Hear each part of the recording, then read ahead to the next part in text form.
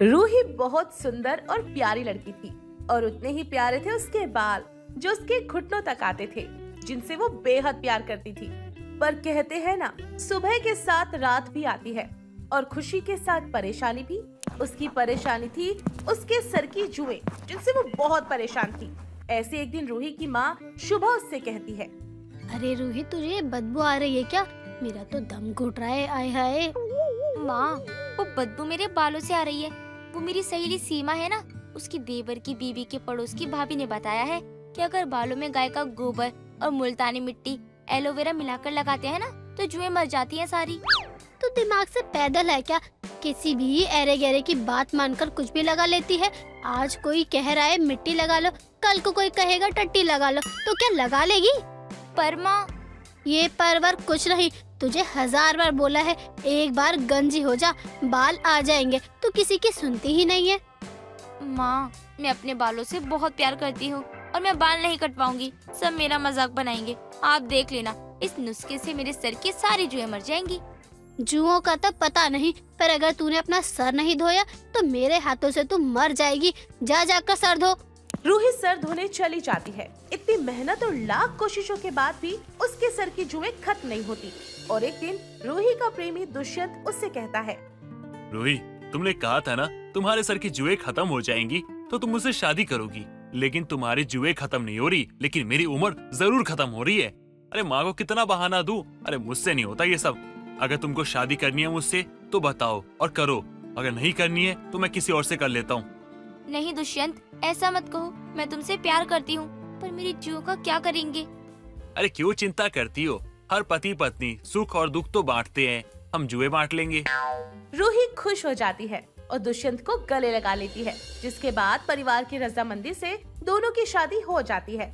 लेकिन शादी वाली रात दुष्यंत सर खुजाता रहता है और सो नहीं पाता, जिसके कारण उसकी आंखें सूज जाती हैं। सुबह के समय जब सब ड्राइंग रूम में बैठे होते हैं तो दुष्यंत की माँ दुष्यंत की सूजी आंखें देखकर उससे पूछती है, क्या बात है बेटा, तेरी आंखें बड़ी सूजी हुई हैं। लगता है बहू ने सारी रात सोने नहीं दिया। रूही बेटा, मैं बड़ी मॉडर्न सास हूँ, बहुत फ्रेंडली हूँ, तो मेरी बातों को माइंड मत करियो। जी माँ जी। दुष्यंत अपना नाश्ता करता है और सर खुजाते हुए चला जाता है कि तभी एक जू फर्श पर गिर जाती है और नेहा ये देख लेती है। जू को उठाकर नेहा रूही से कहती है, अरे बहू, ये तो जू है। हमारे घर में जू कहाँ से आई? अरे नहीं नहीं माँ जी, जू नहीं, चींटी होगी, चींटी। बेटा, ज्यादा तेज चैनल तो बन मत और सच सच बता, ये जुएं कहाँ से आई हैं? जी माँ जी, मुझे जुएं हैं। मैंने लाख कोशिश की पर ये जुएं जा ही नहीं रही हैं। एक बात बता, कहीं तेरे घर वालों ने तेरा नाम रूही इसलिए तो नहीं रखा है क्योंकि तेरे सर में बस जुएं हैं? माँ जी प्लीज घर वालों पर मत जाइए। अरे बेटा, तू चिंता मत कर, मेरे आगे तो इंसान भी ना टिके, ये तो फिर भी जुएं हैं। सच माँ जी, आप मेरी जुएं खत्म करने में मेरी मदद करेंगी? मैं कितनी किस्मत वाली हूँ कि आप मुझे मिली। आइए गले लग जाइए मेरे। अरे दूर है दूर, जब तक जुएं खत्म ना हो जाए ना, ये चिपकना मत मुझसे। नेहा रूही को घेर कर बैठ जाती है और कंघी की मदद से उसके सर की जुएं निकालने लगती है। अब नेहा जुएं निकालती और रूही उन जुओं को मारती। ऐसे ही सुबह की शाम हो जाती, पर रूही के सर की जुएं खत्म नहीं होती, जिसके बाद नेहा और रूही दोनों थक जाते हैं और रूही नेहा से कहती है, माँ जी शाम हो गई है, मैं क्या बनाऊँ? दुष्यंत जी भी आने वाले हैं। एक काम कर बेटा, तू जीरा डाल के चावल बना ले और दाल भी बना ले। नेहा ने सारा दिन रूही के सर की जुएं निकाली होती है, जिस वजह से उसको दाल और चावल में भी जीरे की जगह जुएं दिखने लगती हैं और वो अचानक से बोल पड़ती है, कोई मत खाना ही खाना, इस खाने में जुएं हैं जुएं। इतना कहकर वो चली जाती है और थक के अपने कमरे में सोने लगती है। पर नेहा सारी रात सर खुजलाती रहती है, क्योंकि रूही की जुएं निकालते वक्त कुछ जुएं नेहा के सर में भी चढ़ जाती हैं। सुबह होती है, जिसके बाद सारा परिवार सर खुजा रहा होता है। ऐसे में अब दुष्यंत से सब नहीं होता और वो रूही से कहता है, रूही बस बहुत हुआ। अरे तुम्हारे सर में जुए नहीं है, पूरा जुओं का यूनिवर्स है। पर तुमने तो शादी से पहले कहा था कि तुम मेरा साथ दोगे। कहा था साथ दूंगा, लेकिन जुए में कौन साथ देता है? अरे कम अकल हो क्या? अरे दिमाग है कि नहीं है तुम्हारे अंदर? अरे तुम्हें तो जुओं की आदत है, तुम्हें तो खुजली भी नहीं होती, लेकिन मुझे और मेरी माँ को देखो, हमारी तो हालत खराब हो चुकी है। ऐसा लगता है खुजा खुजा के मर जाएंगे। और ये क्या कम था जो अब माँ के खाने में भी नजर आने लग गई हैं तुम्हारे जुए। तो इसमें मेरी क्या गलती है? अगर मेरे सर में जुए हैं तो तुम ही बताओ कि मैं क्या करूं? अरे इन जुल्फों को कटवा दो, जान है तो जहान है। अरे मेरी माँ पागल हो गई ना तो ठीक भी नहीं हो पाएंगी। तुम चाहते हो कि मैं बाल कटवा दूं और गंजी हो जाऊं ताकि मुझे सब गंजी और टकली बोलकर मेरा मजाक उड़ाए, है ना? इतना कहकर रूही रोते हुए अपने कमरे में चली जाती है और दुष्यंत उदास होकर बैठ जाता है।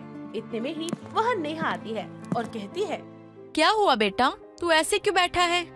क्या बताऊँ माँ, रूही को मैंने वादा तो कर दिया कि हर हाल में साथ दूंगा उसका। अब आप ही देखिए ना, जुओं के कारण आपकी मेरी क्या हालत हो गई है। अब क्या करूँ, परेशान ना हूँ तो।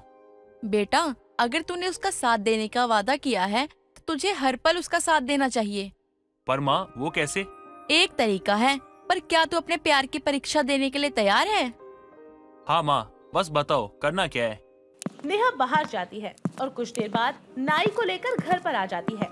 इतने में ही दुष्यंत और रूही भी वहाँ आ जाते हैं और रूही कहती है, माँ जी, ये आप नाई को क्यों लेकर आई हो?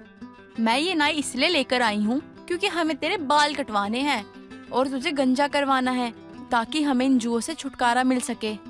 माँ जी प्लीज ऐसा मत कीजिए, मैं अपने बाल नहीं कटवाऊंगी, मुझे सब चिढ़ाएंगे वरना। चिढ़ाएंगे तब ना जब तू अकेले गंजी होएगी, तेरे साथ साथ दुष्यंत भी गंजा होगा। पर माँ जी, मेरी वजह से दुष्यंत जी क्यों सजा भुगते? ठीक है, आप करवा दो मुझे गंजा और दुष्यंत के बाल मत कटवाओ। लेकिन चुप करो तुम, मैंने तुम्हारा साथ देने का वादा किया था और मैं साथ दूंगा। माँ बहुत अच्छा किया आपने ये रास्ता बता के, पता नहीं मेरे दिमाग में क्यों नहीं आया। ओ नाई, एक काम कर, मेरे भी बाल काट दे। ये टकले देख देख कर तो मैं बोर हो जाऊंगी। तू मेरे भी बाल काट दे, हम तीनों टकले एक साथ टाइम पास कर लेंगे। माँ जी, आप सच में मेरे लिए अपने बाल कटवाओगी? मैं धन्य हूँ कि आप मुझे मिले। आइए गले लग जाइए। ओहो, तू चिपकती क्यों रहती है हमेशा? पहले बाल कटवा लेने दे, फिर चिपक लियो ढंग से। नाई तीनों के बाल काट देता है और वहाँ से चला जाता है। रूही नेहा को गले लगा लेती है। कुछ सालों बाद फिर से रूही के सर पर बाल लहराने लगते हैं और नेहा उससे कहती है, बहू, अब ना अपने बालों में फिर से जुए मत होने दियो, क्योंकि मैं अब ना अपनी ब्यूटी और बालों को दान नहीं करने वाली। समझ में आई बात? इतने में ही दुष्यंत ऑफिस से सर खुजाता हुआ घर आता है और कहता है, माँ रूही, लगता है मुझे ऑफिस में जुए हो गई। हे भगवान, हे भगवान, निकम्मे, ये क्या किया तूने? एक तो इतनी मुश्किल से बहू के जुए से छुटकारा मिला था और अब तू पटा के आ गया। नहीं नहीं, मुझे गंजा नहीं होना अब। एक काम कर, तू यहीं से नाई की दुकान पे जा और वहीं गंजा हो जाइयो। हमारे पास जुए लाने की कोई जरूरत नहीं है। अंतिमा एक पुलिस ऑफिसर थी और उसे अपने काम से बहुत प्यार था। हमेशा वो अपने फर्ज को हर रिश्तों से ऊपर रखती। लेकिन वो कहते हैं ना कि मिलता वही है जो किस्मत में लिखा होता है। ऐसा ही कुछ अंतिमा के साथ भी हुआ। जहाँ एक तरफ अंतिमा एक पुलिस ऑफिसर थी, वहीं उसका पति एक चोर था।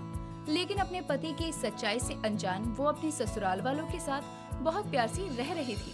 समय बीतता है, तभी एक रोज अंतिमा और हर्ष घूमने के लिए बाहर गए हुए थे। तभी हर्ष की नजर अपने से कुछ दूर खड़ी एक औरत पर जाती है, जिसने गले में डायमंड का सेट डाला था, जिसे देखते ही हर्ष की आंखें खुल जाती है और वो अंतिमा को शॉपिंग में बिजी करके खुद उस औरत के पीछे जाता है और बड़ी सफाई से उसका डायमंड का सेट चोरी करके वापस अंतिमा के पास आ जाता है। थोड़ी देर बाद वो औरत अपने गले में डायमंड के सेट को ना देखकर जोर जोर से चिल्लाते हुए कहती है, मेरा डायमंड का सेट चोरी हो गया है। अब मैं क्या करूं? बहुत महंगा था वो।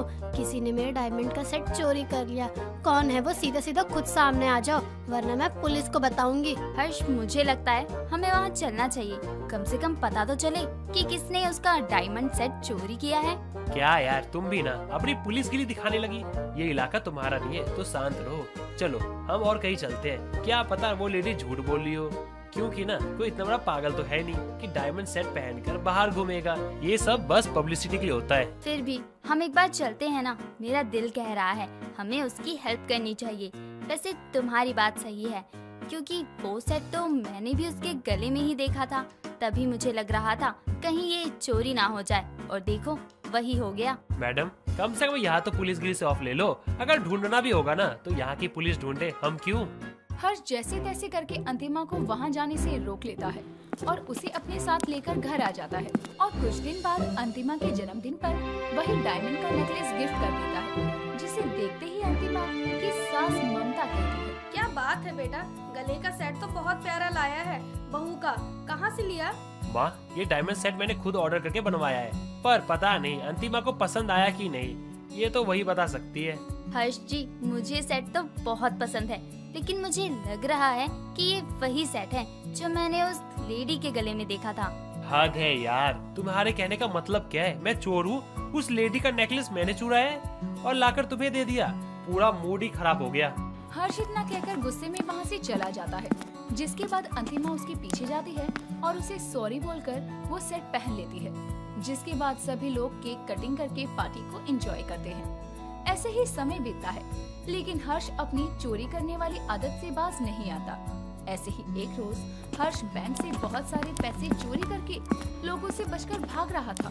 तभी वो रास्ते में अपनी माँ से टकरा जाता है, लेकिन चेहरा कपड़े से ढके होने के कारण वो ठीक से उसे पहचान नहीं पाती। लेकिन जब उसकी नजर हर्ष के हाथों पर बंधे कलावे पर जाती है तो वो समझ जाती है कि वो हर्ष है, लेकिन उसके कुछ कहने से पहले ही वो वहाँ से भाग जाता है। थोड़ी देर बाद शाम के समय हर्ष घर लौट कर आता है, तभी उसकी माँ उसे थप्पड़ मारते हुए कहती है, तुझे शर्म नहीं आती ऐसा काम करते हुए? भला तुझे किसी चीज की कमी है क्या जो तू चोरी कर रहा है? शायद तू ये भूल गया कि तेरी बीवी एक पुलिस वाली है। जिस दिन उसके हाथ लग गया तुझे उठाकर जेल में डाल देगी, सोच लियो तू। माँ, मुझे माफ कर दीजिए, मुझे उसी टाइम पता चल गया था कि आप मुझे पहचान गई होंगी, लेकिन मैं क्या करूँ, चोरी करना मेरी आदत हो गई है। एक झटके में इतने सारे पैसे हाथ लग जाते हैं, लेकिन मैं वादा करता हूँ कि मैं कभी चोरी नहीं करूँगा। बस इस बार अंतिमा से कुछ मत कहना। मुझे तुझ पे कोई भरोसा नहीं है, और जब से तूने बहू को गले का सेट दिया है उसे भी तुझ पे शक है। वो बार बार मुझसे यही कह रही है कि उसने ये सेट कहीं देखा है। तू सच बता, कहीं वो सेट भी तो तूने ही तो नहीं चुराया? हाँ माँ, वो चोरी भी मैंने ही की है, लेकिन मुझे वो सेट बहुत पसंद आ गया था, तो क्या करता। अब तो मैंने वादा भी कर दिया है कि मैं चोरी नहीं करूँगा, तो अब किसी को कुछ बोलने की क्या जरूरत है। ठीक है, मैं तुझे सुधरने का एक मौका जरूर दूंगी। अब अगर तू कभी आगे चोरी करते हुए पकड़ा गया तो मुझसे उम्मीद मत रखियो। मैं तुझे अपनी पुलिस बहू से बचाऊंगी। तू मेरी पुलिस बहू का चोर पति निकला। ममता और हर्ष की सारी बातें कमरे के बाहर खड़ी अंतिमा सुन रही थी, जिसे सुनकर उसे बहुत गुस्सा आता है, लेकिन अपनी सास के कारण वो भी अपने पति को सुधरने का एक मौका दे देती है और किसी से कुछ नहीं कहती। समय बीतता है, लेकिन हर्ष की चोरी करने की आदतों में सुधार नहीं था। ऐसे ही एक रोज शाम के समय हर्ष नोटों से भरा बैग लिए भागते हुए अपने घर आता है। तभी वो देखता है कि उसकी बीवी अंतिमा पुलिस की वर्दी पहने हुए अपने पुलिस के साथियों के साथ पहले से ही हॉल में बैठी है, जिसे देखकर वो घबरा जाता है और दोबारा उल्टे पांव भागने की कोशिश करता है। तभी वो उसके सामने आकर खड़ी हो जाती है और गुस्से से कहती है, अब यहाँ से दोबारा भागने की कोशिश भी मत करना, वरना मैं ये भूल जाऊंगी कि तुम मेरे पति हो, क्योंकि मेरे लिए सबसे पहले मेरा फर्ज है, उसके बाद कुछ और। मुझे तो यकीन नहीं हो रहा कि मेरा पति चोर है। गलती मेरी ही है, मुझे तुम्हें एक और मौका देना ही नहीं चाहिए था। तुम यहाँ क्या कर रही हो? मैंने कोई चोरी नहीं की है। ये पैसे तो मैंने अपने फ्रेंड से लेके आया हूँ। तुम पुलिस वाली हो, इसका मतलब ये नहीं है कि तुम कुछ भी बोलती रहोगी और मैं सुनता रहूंगा। हटो मेरे आगे से और मुझे जाने दो। और कौन से मौके के बारे में बात कर रही हो तुम? वही मौका जब तुमने माँ जी के सामने अपनी सारी चोरी मानी थी और उनसे वादा किया था कि दोबारा कभी चोरी नहीं करोगे। अपने घर की और अपनी इज्जत बचाने के लिए उस दिन मैं चुप रही, लेकिन आज नहीं। आज मेरे पास सारे सबूत हैं आपको चोर साबित करने के लिए। मैंने कोई चोरी नहीं की है, मेरे सामने से हटो, मुझे जाने दो। अगर ऐसी बात है तो आपको भागने की इतनी जल्दी क्यों है? आप मुझे देखकर डर क्यों गए? और आपकी जानकारी के लिए मैं आपको बता दूं कि जिस घर में आप अपने दोस्त के साथ चोरी करने के लिए गए थे वो मेरी बेस्ट फ्रेंड का घर है, और उसने आपको अपने दोस्त के साथ भागते हुए देख लिया। हो सकता है उसको गलतफहमी हुई हो, उसने किसी और को देखा और मेरा नाम लगा दिया, क्योंकि मैं तो उसके घर गया ही नहीं हूँ, माँ कसम। बिल्कुल सही कहा आपने। मुझे ऐसे ही सबकी बातों पर भरोसा नहीं करना चाहिए, लेकिन आप एक बात भूल गए कि मैं पुलिस वाली हूँ। बिना सबूत के कोई एक्शन नहीं लेती। जब मैंने आपको खुद उसके घर से निकलते हुए देखा नोटों के बैग के साथ, और आपका ये पर्स मुझे वहाँ मिला छानबीन के दौरान। अब बोल दीजिए कि ये पर्स भी आपका नहीं है। हर्ष के पास अंतिमा के सवालों का कोई जवाब नहीं था और अंतिमा के पास वो सारे सबूत थे जो उसे चोर बता रहे थे। ये सब देखकर हर्ष जमीन पर घुटनों पर बैठ जाता है और अंतिमा के सामने हाथ जोड़कर कहता है, मुझे माफ कर दो, मुझसे बहुत बड़ी गलती हो गई। हाँ, ये चोरी मैंने की है, लेकिन मेरी मजबूरी थी। मैंने किसी से पैसे उधार लिए थे काम के लिए और जिन्हें मैं वापस नहीं कर पाया। वो लोग बहुत खतरनाक थे। अगर मैंने उनके पैसे वापस नहीं किए तो वो लोग मुझे मार देंगे। वो तो तब मारेंगे जब तुम पुलिस के हाथों से बचोगे। तुमने बहुत बड़ी चोरी की है और सबूत मेरे हाथ में है, इसलिए अब तुम सीधे जेल की हवा खाओगे। तुम लोग खड़े होकर मेरा मुंह क्या देख रहे हो?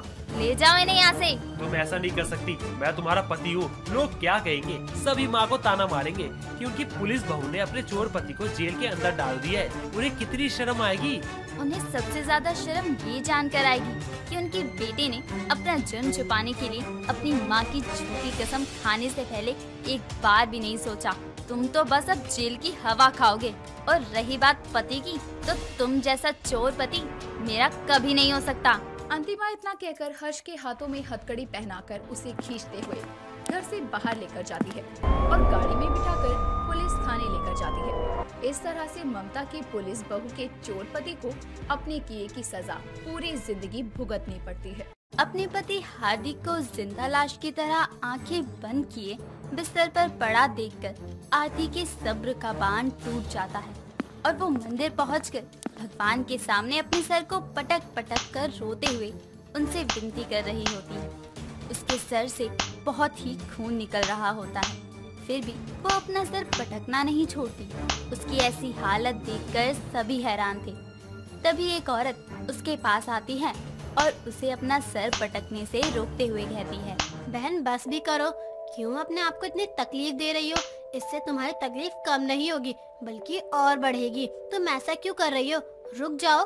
तो मैं क्या करूं बहन, मैं बहुत ज्यादा परेशान हो गई हूँ अपने दुखों से। अब मुझसे और बर्दाश्त नहीं होता। पता नहीं भगवान मुझे किस गुनाह की सजा दे रहे हैं।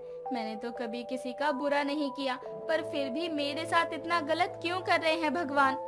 अगर तुम्हें सही लगे तो तुम अपना दुख मुझसे बता सकती हो, जिससे शायद तुम्हारा दुख हल्का हो जाए, तुम्हें अपनी परेशानी का हल मिल जाए। क्योंकि भगवान के घर में देर होती है लेकिन अंधेर नहीं। शायद मैं तुम्हारी मदद कर सकूं।